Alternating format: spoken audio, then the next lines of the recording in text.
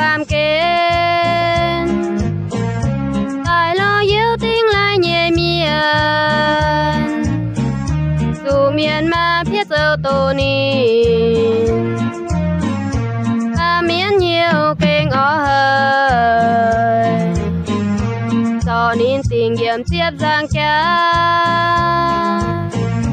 dù tia khâu yết dù tia nhai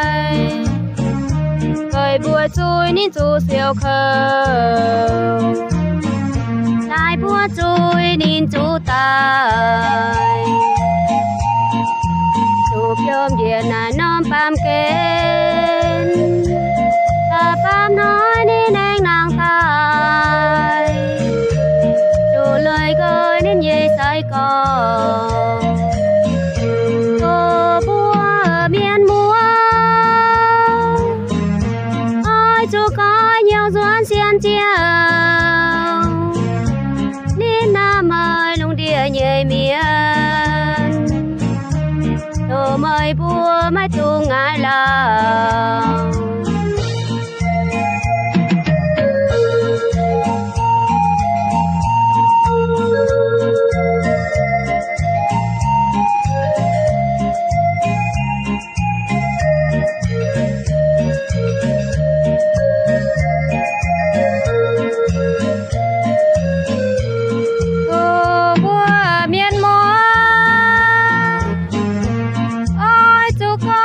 xuống xiên chiều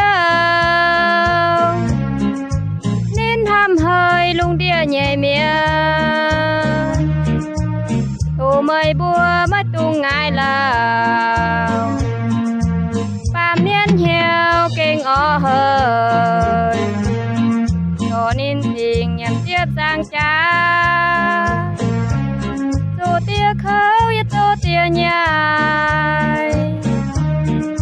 búa chui nên số siêu khờ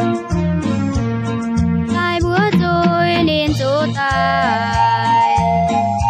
dù phiêu địa này non phàm kén